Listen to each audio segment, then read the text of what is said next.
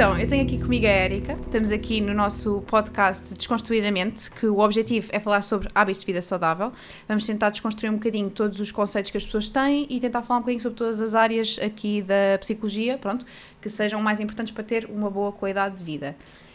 Eu e a Érica não nos conhecemos. É verdade, portanto, é verdade. Isto é uma estreia. E se calhar seria importante falar um bocadinho sobre ti, quem é que tu és enquanto pessoa, obviamente pessoa e profissional, porque são coisas completamente diferentes. Como é que começaste na psicologia? Como é que isto se iniciou? Conta-nos. Ok, então, o meu nome é Érica Santos, como a Jenny já falou.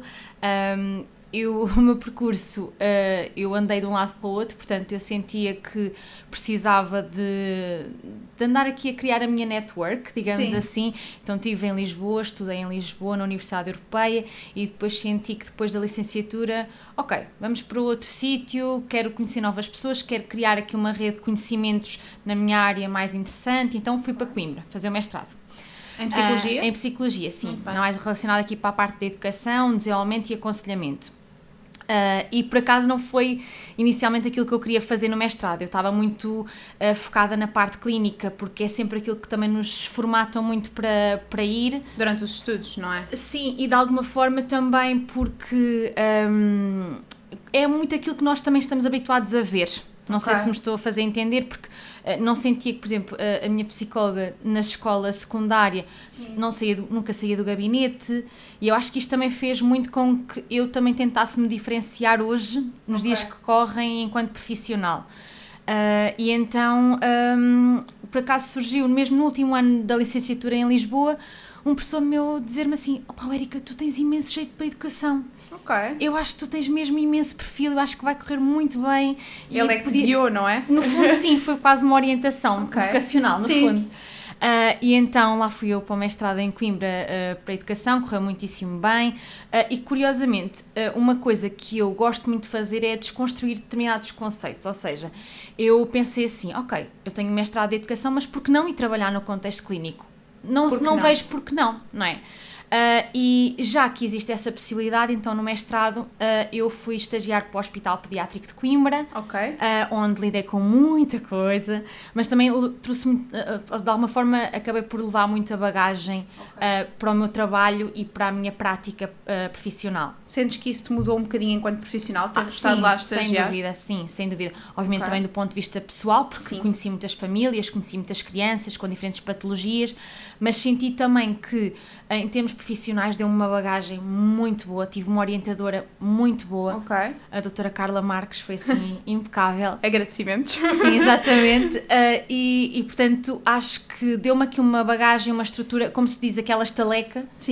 Acabei por a ter muito nesse contexto. E depois foi fazer o estágio para a Ordem, tive depois em Leiria, na APPDA, portanto na Associação Portuguesa para Perturbações de Desenvolvimento e Autismo. E pronto, foi assim um estágio também assim bastante exigente do ponto de vista psicológico e complexo, físico, não é? Muito complexo também. E depois, no fundo, a minha orientadora desse estágio é também a pessoa com a qual eu estou a trabalhar há muito tempo, que é na Psicosaúde aqui nas Caldas da Rainha. E pronto, estou lá desde então, portanto, desde depois do estágio ela ficou comigo e ficámos também sempre por lá na clínica.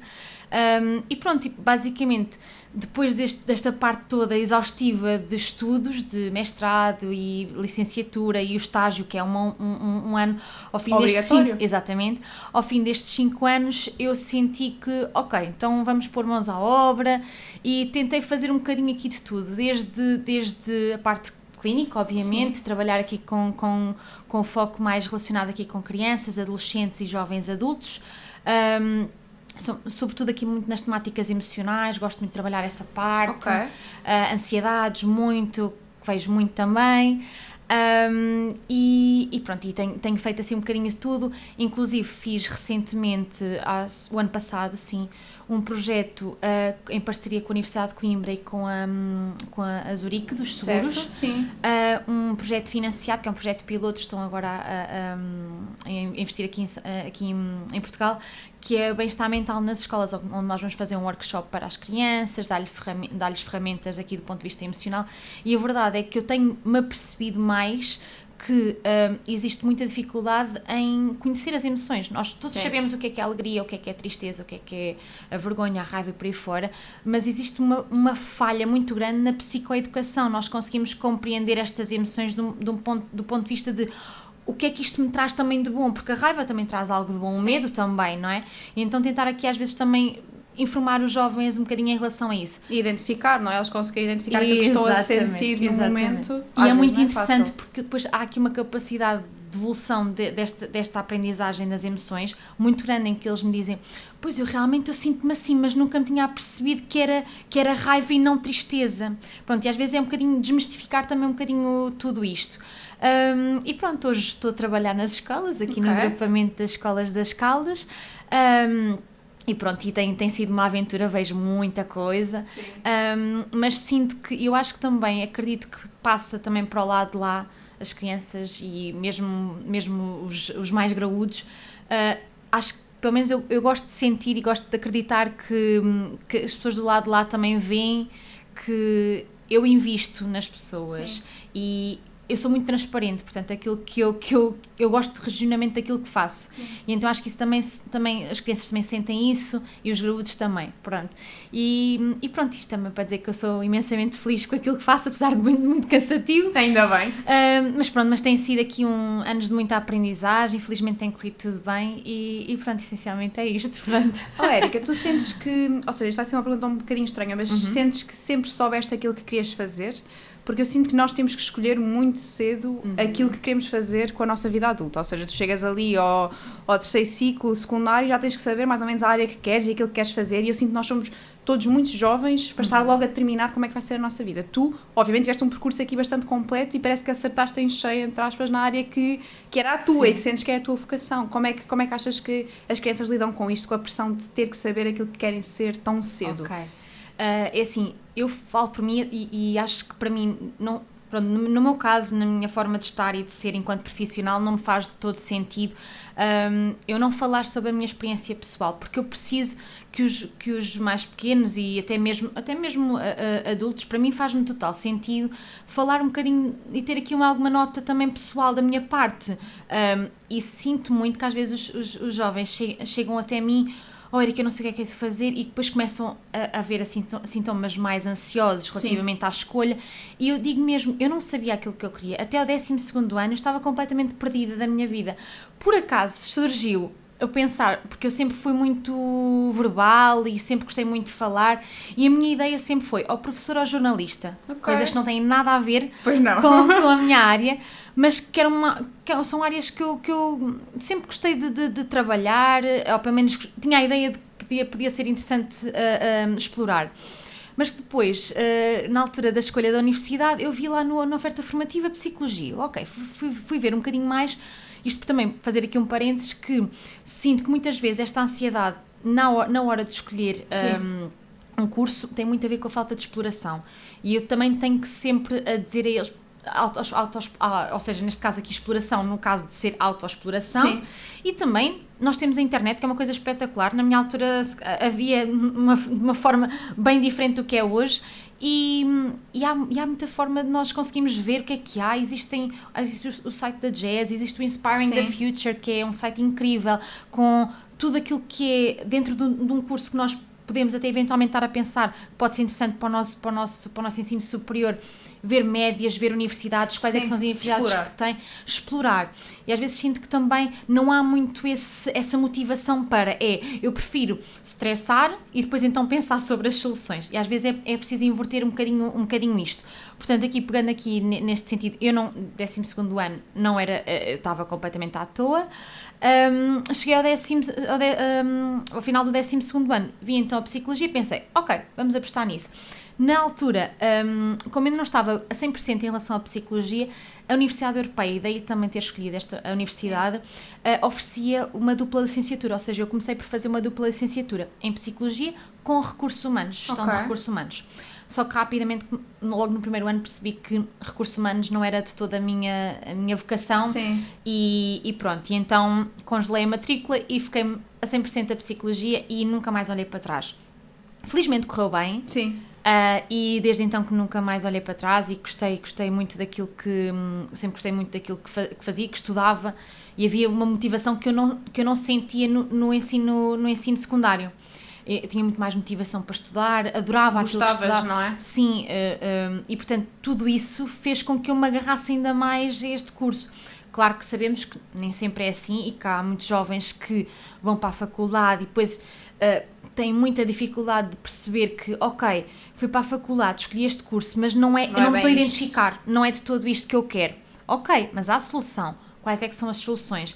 Também chegou-me alguns meninos também nesse contexto, e às vezes existem várias soluções dentro do mesmo polo, da mesma universidade, há várias faculdades, pode-se mudar de faculdade, existem transferências que podem ser feitas, mudança de para instituição, imensas soluções. Mesmo, por exemplo, às vezes aqueles meninos que querem ir para a medicina, mas não conseguem ir para a medicina, e eu digo, ok, então podemos ir para aqui para um plano B. Qual é que é o plano B? Medicina dentária, assim que tenham assim uma média mais baixa, portanto, há sempre forma de conseguirmos contornar de forma a conseguirmos entrar, e depois, agora é assim, será que o caminho para isso vai ser sempre assim? Provavelmente não.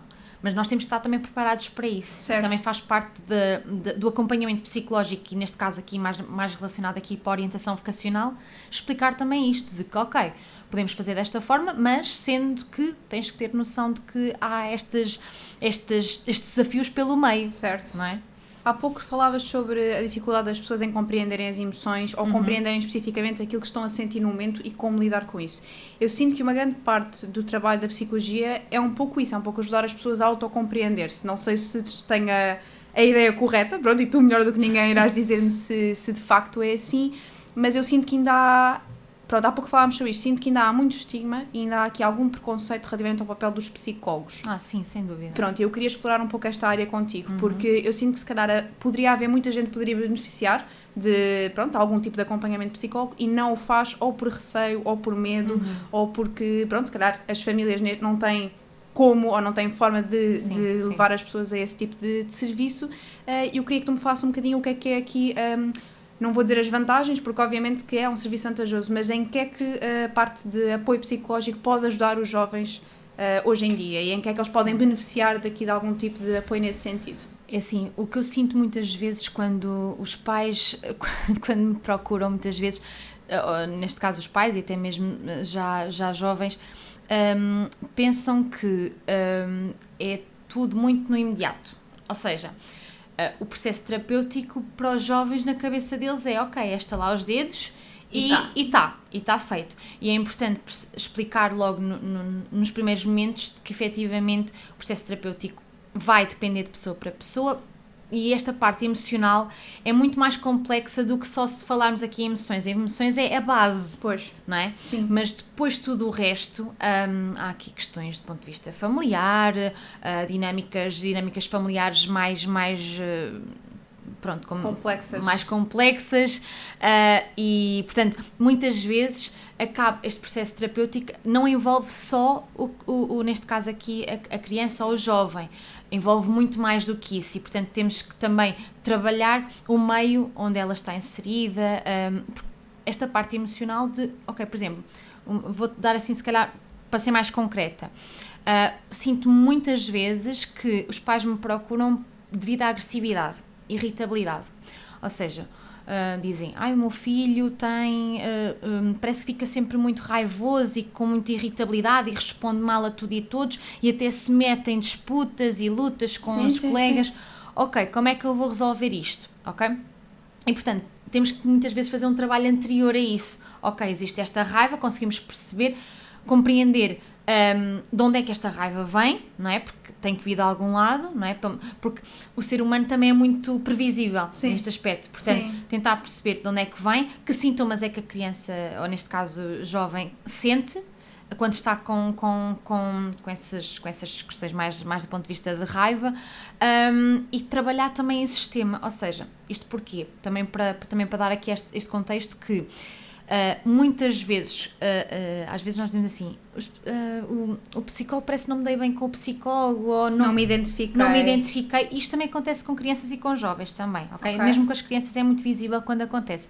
Felizmente nunca me aconteceu, mas sei de colegas que já aconteceram, também muito aqui de acordo com a nossa forma de trabalhar e o nosso modelo teórico. Ou seja, existem diversos modelos teóricos, modelo sistémico, neste caso aqui humanista, terapia cognitiva comportamental. Certo. Ou seja, isto depois tem diferentes focos e diferentes ferramentas de atuação, ok?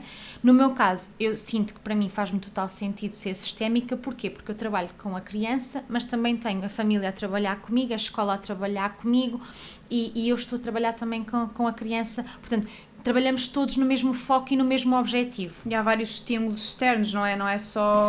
Sim. E, portanto, eu sinto que muitas vezes esta parte emocional, às vezes as famílias e bem, estou a sentir que antes não havia tanto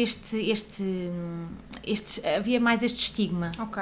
Eu pelo menos sinto isso. Está a diminuir. Sim, eu sinto que sim, e caso existe mais procura e mais referenciação, ou seja, a minha filha anda neste psicólogo, se por exemplo no teu caso também te acontece, olha, pode ser interessante, conhece esta psicóloga, pode ser assim, ou seja, há também esta palavra de boca em boca que também vai... Dos pais. Sim, às vezes dos próprios pais. Às vezes os miúdos, às vezes em contexto de consulta, têm, os miúdos e jovens, às vezes vêm com uma expectativa e às vezes gerir estas expectativas nas consultas é muito difícil, porque os miúdos vêm e digo muitas vezes miúdos, mas também jovens, que vão à consulta. Então o que é para fazer hoje? Ok. Quem dita as regras sou eu. Certo. Eles estão logo à espera de alguma coisa. Sim, e querem logo coisas muito manipulativas. Para quê? Para evitar o diálogo. E ir ao mesmo ao cerne da questão, ir mesmo ao ponto. E às vezes isso aí custa muito. E esta parte emocional também tem isto também, ou seja... é importante nós falarmos, por exemplo, uma criança ou um jovem que tenha pais divorciados, é importante fomentar o diálogo, é importante explicar que, ok, isto é uma coisa que... ele não teve qualquer escolha nisto, mas que houve um impacto, perceber que tipo de impacto é que isso teve no comportamento, na forma de estar no seu dia-a-dia, não é? Isto tem tudo a ver com a parte emocional. Portanto, como eu digo, as emoções é a base para tudo, mas depois tentar aqui, de alguma forma, esmiuçar um bocadinho mais esta parte emocional, se é que me entendes. Sim, eu sinto que o acompanhamento de um psicólogo pode ser muito positivo aqui em alteração na maneira como a pessoa se sente. E acho que por isso é que também escolhi este tema para falar contigo, porque acho que pode ser muito importante para ter uma melhor qualidade de vida, ter aqui alguém que possa ajudar-nos a perceber coisas que se calhar nós ainda nem sequer descodificámos, ou seja, nós podemos estar-nos a sentir de alguma maneira ou ter algum tipo de reação e culpabilizar-nos por isso, achar que há alguma coisa de errado connosco por estarmos a sentir raiva ou vergonha ou ciúme ou o que é que seja, e ter alguém de fora que nos consegue ajudar a descodificar isso, eu acho que é bastante importante. E eu queria te perguntar, tu sentes que as pessoas vão para as consultas à espera de soluções? Ou seja, vão para lá e dizem, olha Érica, estou com raiva por causa disto, e tu dizes, certo, estás com raiva por causa disto porque é isto que está a acontecer. Sentes que as pessoas já estão à espera que tu dês as respostas, ou achas que ainda há a procura interior para tentar perceber por elas e tu és apenas uma pessoa que guia e vai ajudando? Sim. O que é que tu sentes que acontece mais hoje em dia? Essa parte das expectativas é um bocadinho, ou seja, neste caso, as expectativas para uma solução, ou seja, eu faço sempre questão de colocar logo, como se costuma dizer, em pratos limpos, logo a primeira sessão, porque eu preciso que os pais venham com uma expectativa e eu tenho que lhes dar uma realidade, ok? Eu vou dar, não soluções, vou dar ferramentas de orientação, de guia para determinadas problemáticas. Neste caso aqui, para as crianças, para os adultos, acaba por ser aqui um bocadinho mais de clarificar determinados pensamentos, ou seja, existe este pensamento tóxico, ok, mas e se houver estes 3 aqui alternativos, ok? Certo. Portanto, dar aqui outras ferramentas para quando uma situação semelhante à que está a causar ansiedade ou o que for acontecer, não termos o mesmo comportamento, não termos a mesma forma de lidar com aquilo, porque até agora não tem corrido bem. Certo. Eu costumo muitas vezes até dizer aos meus clientes, e eles acham muita piada esta ideia, porque é tão senso comum, às vezes é tão de caras, como se costuma dizer, e depois quando o psicólogo em contexto terapêutico devolve isso ao cliente, é muito engraçado, realmente eles pensam, pois é, tens razão. Faz sentido. Que é, por exemplo, um exemplo que até foi a minha psicóloga que me disse e que eu também já tinha conhecimento e faz-me total sentido, que é, por exemplo, uma criança que ouve os pais a discutirem, ok?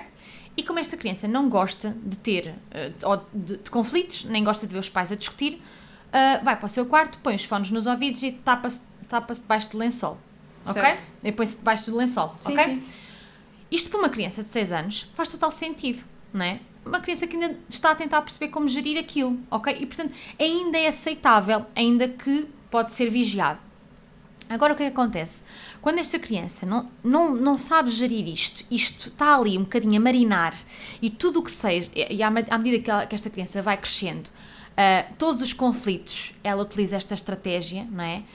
Não vai correr isolar, bem, não é? Não vai correr bem, não é? Por exemplo, porque depois esta própria criança também vai ter estes problemas em termos de relações. Por exemplo, vamos aqui supor que esta criança está, neste caso, já rapaz, já adulto, está a discutir com a namorada, ok? E ele, como não gosta de conflitos, faz exatamente o mesmo mecanismo. Isola-se. Vai para o quarto, põe os fones e está ali só na dele. Isto não vai resultar.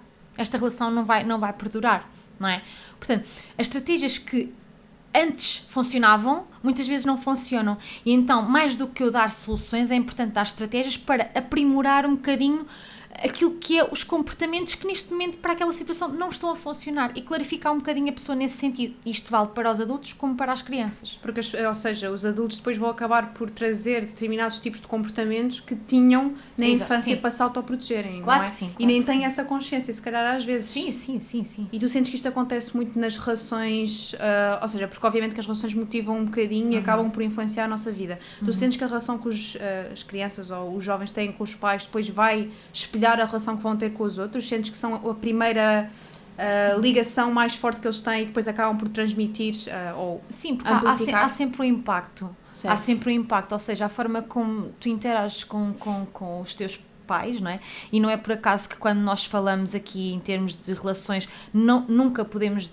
deixar de falar na parte infantil e o nosso próprio desenvolvimento, ou seja, por exemplo, se eu tive um pai ausente, eu vou se calhar ter aqui uma carência emocional mais do ponto de vista em relação, em querer procurar parceiros e não conseguir estar sozinha, ok? Portanto, há sempre uma base e normalmente a base costuma ser sempre mesmo aqui no início da nossa vida. Por isso é que grande parte do processo terapêutico é quase como, eu costumo dizer que é como um jogo de ténis. Sim.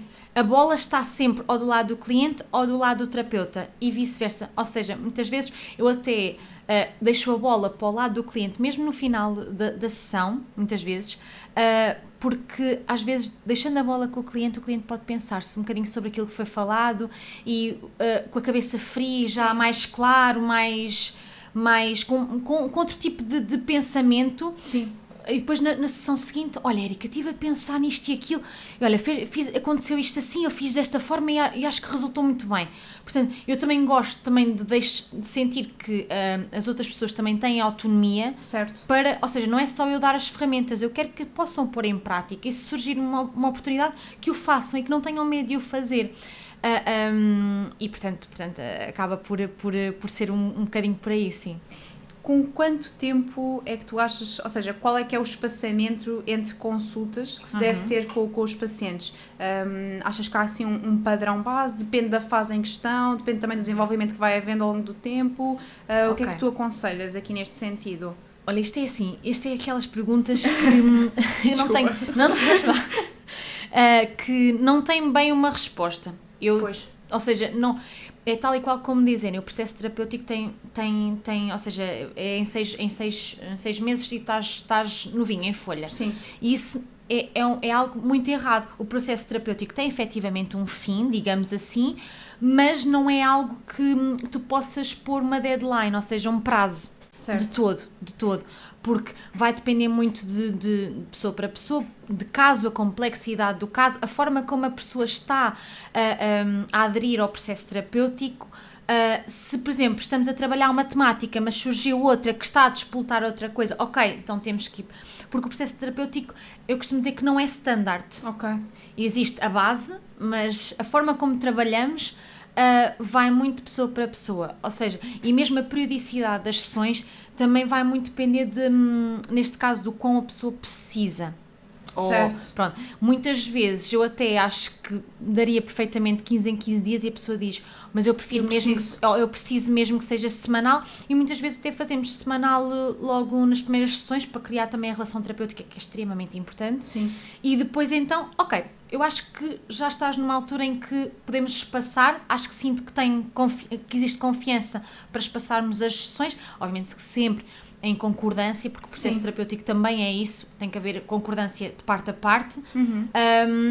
E pronto, e há clientes que estão, não digo uma vida inteira, mas existe aqui uma espécie de um fim no processo terapêutico mais exaustivo, mas, por exemplo, uma vez por ano vão lá, só para pôr a conversa em dia, digamos assim, e para pôr a parte também o psicólogo do que é que tem sido a sua vida. As mudanças, não é? Exatamente, porque, ou seja, porque o psicólogo, apesar de não ser um amigo, porque não é um terapeuta e é um profissional de saúde, eu sei que impacta as pessoas, e eu sei que também às vezes as pessoas passado um ano voltarem às vezes só para dar um feedback ou neste caso aqui ao psicólogo, é muito gratificante, porque nós pensamos, ok, pelo menos eu fiz a diferença nesta pessoa, e que mesmo assim a pessoa acaba por vir só para nos falar um bocadinho como é que tem sido a vida e como é que tem estado, e acho que isso é muito bom. Portanto, não existe um fim, a não ser que a pessoa efetivamente o queira, não é? E tu sentes que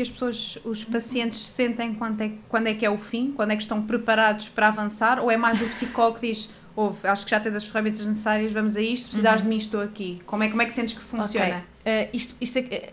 Acredito que também vai depender um bocadinho também de profissional para profissional. Exato. Por acaso, ainda numa sessão de supervisão na psicosaúde, até estávamos a falar em relação a isso, e que é muito curioso ver a percepção de cada colega, porque, por exemplo, no meu caso, faz-me sentido eu deixar isso para o cliente. Ok. Mas depois, por exemplo, tenho colegas que dizem, mas pode haver uma dependência emocional por parte do psicólogo, não é? Sim. E então nós também temos de tentar aqui balancear. Acho que é importante haver essa decisão por parte do cliente, mas também dar aqui feedback, e eu acho que aí sim, através do feedback, pode fazer totalmente a diferença, para também a própria pessoa pensar, ok, eu realmente já me sinto confiante, e assim, é o que eu digo sempre, pegando também um bocadinho naquilo que estava a falar há pouco, este fim não tem que ser um fim e pronto, metemos uma pedra e acabou-se e já não preciso de psicólogo. Ou seja, a pessoa até pode sentir-se confiante naquela altura e passar 3 meses voltar. Certo. Não é? Portanto, esta questão do dar alta, não é? Normalmente há colegas que têm muito medo de dar. Eu confesso que não é algo que me preocupa mais. Eu, por exemplo, a pessoa deixar de vir às sessões, porque quando estamos a meio de um processo terapêutico, e isso sim, porque nós vamos mexer com questões muito emocionais, muito difíceis, não é? Muito complexas, e eu acho que para mim aí é mais difícil. Agora, a parte da alta por si só, se eu vejo que a pessoa está capaz, que fez um trabalho incrível por si só, eu simplesmente dou as ferramentas, mas o mérito é todo dos meus clientes, eu não vejo por que não. E se a pessoa passado uns tempos quiser voltar, quiser falar e quiser simplesmente sentir que a sua voz é válida e que tem do lado do terapeuta uma escuta ativa, eu não vejo por que não. Sentes que ajuda realmente as pessoas a ter uma melhor qualidade de vida, este processo terapêutico? Sim, sem dúvida. E falo também por mim, porque tenho uma psicóloga também, e eu acredito mesmo muito que sim. Sobretudo, e para mim é incrível eu ver a evolução dos meus clientes, eu faço mesmo também esse balanço mesmo no final do ano, ou até mesmo assim a meio do ano. Recorda-se como é que era assim como é que era na primeira consulta, que havia aqui esta sintomatologia, e que agora vejo uma pessoa completamente diferente, e que às vezes também é importante devolvermos isso, porque nós conseguimos ver esta evolução, pois, não é? E eles calhar não. E às vezes não é tão perceptível para eles, mas sem dúvida alguma que melhora imenso, e não é, obviamente não é aqui a puxar a brasa à minha sardinha, como se costuma dizer, mas de facto acho que existe, como nós... para mim é tão claro como isto. A partir do momento em que nós falamos abertamente com uma pessoa que nos é completamente neutra, Sim. Nós tiramos um bocadinho esta bagagem, este peso, esta nuvem negra que está aqui, não é? Até porque, assim, do ponto de vista mesmo de até uma coisa tão simples, e existem estudos que vêm provar isso mesmo, que quanto mais nós guardamos, portanto, esta supressão daquilo que nós estamos a sentir, sim, tem efeitos adversos do ponto de vista físico. Portanto, estamos a falar de maior risco de ataque cardíaco, de questões do ponto de vista mais relacionadas com vascular, portanto aqui da parte mais vascular, e por isso é importante também nós falarmos, e nós temos aqui esta possibilidade de ok, eu penso desta forma, eu sinto-me assim, o que é que eu posso fazer para melhorar a minha qualidade de vida? Eu acho que também depois a longo prazo acredito mesmo que isso tem benefícios, sim. Que conselhos é que darias a uma pessoa que nunca foi a um psicólogo? E o que é que lhe dirias? Que conselhos é que darias se alguém tivesse assim com algum receio ou com alguma ansiedade ou vergonha mesmo de procurar um psicólogo, mas de alguma forma isso até lhe pudesse ajudar a ter uma melhor qualidade de vida? Que conselhos é que darias a estas pessoas, crianças, jovens, que tivessem pensado sobre isso, mas nunca tivessem dado o passo em frente? É assim, eu só posso simplesmente aconselhar que... ou seja, é simplesmente neste caso aqui o aconselhar alguém acaba também por haver aqui uma conotação também muito pessoal minha, sim, não é? Mas eu tento sempre mostrar que não há problema absolutamente nenhum, até porque e a parte do aconselhar os jovens é muito mas tu vais falar com alguém que não te vai julgar, que não te vai apontar o dedo, que vai-te ouvir, e às vezes no meio do dia-a-dia, da rapidez do dia-a-dia, e nós temos sempre de fazer isto e aquilo, haver aqui a possibilidade de parar um bocadinho, sentar e de falar, e muitas vezes eu digo mesmo para os mais pequeninos, nós não vamos falar sobre algo que tu não queiras. Certo. E isso também é muito importante também dizer isso, de que um psicólogo não é para tontinhos, não é de todo. Hoje em dia cada vez mais tem-se visto que não é para isso. O psicólogo pode ser importante para diversas situações da nossa vida, mas em termos de aconselhar é mesmo de já procuraste ajuda? Se não procuraste, pode ser importante trabalhar aqui e ajudar-te aqui nesta parte mais emocional. Às vezes há coisas que nós não conseguimos compreender e que um psicólogo consegue ver de fora, porque lá está, não tem qualquer ligação connosco. E muitas vezes o que acontece é que quando os jovens vêm ter comigo e mesmo os adultos acabam por vir ter comigo, até acabam por perceber, realmente isto foi mesmo importante para mim e valeu mesmo a pena. E mesmo os mais novos, às vezes quando estou no gabinete, vão procurar por mim. É hoje o dia da sessão. Portanto, isto também é sinal de que, ok, há efetivamente resultados. E às vezes é só mesmo o falar. Há tantos meninos aqui do ponto de vista emocional que dizem mesmo, Érica, tu és psicóloga, olha, eu não sei muito bem aquilo que tu fazes, mas eu acho que seria importante falar contigo. Portanto, esta parte do aconselhar é mesmo de, olha, se precisares de mim, eu estou ali. Às vezes só mesmo para que as crianças e os jovens podem também perceber que não estão sozinhos. Sim. E que existe esta possibilidade.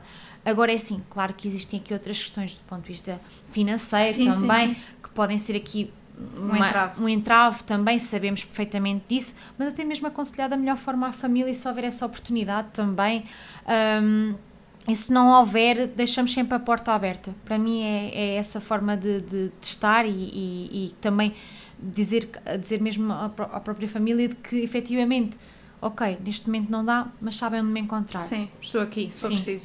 Sim, portanto acho que isso não sei se foi assim um misto aqui de ideias, mas que aconselhar às vezes é mesmo isso, é procurarem, e digo muitas vezes aos meninos, psicóloga da escola, eu digo muitas vezes, às vezes um professor também, os professores são ótimos aliados também para nós, muitas vezes também olha, aqui este menino assim, pode ser interessante também falar um bocadinho com ele, e às vezes, e outra coisa também muito importante é falar com as crianças, mas não infantilizar, ok? E neste caso aqui também até mesmo os jovens, não infantilizar uma coisa, é ser realista, olha, eu sou uma psicóloga, é isto que eu trabalho com o cérebro. ok? Trabalho com a forma como nós pensamos, as nossas emoções, porque nós achamos que as emoções vêm do coração, mas vêm da cabeça. Exatamente. Ok? E então também aqui desconstruir um bocadinho isso. E às vezes, mais do que aconselhar é dizer, olha, tenho a porta aberta, se precisares de mim, estou ali. Se ele precisar, ele procura. Sim, eu acho que sim. Obrigada, Érica. Obrigada.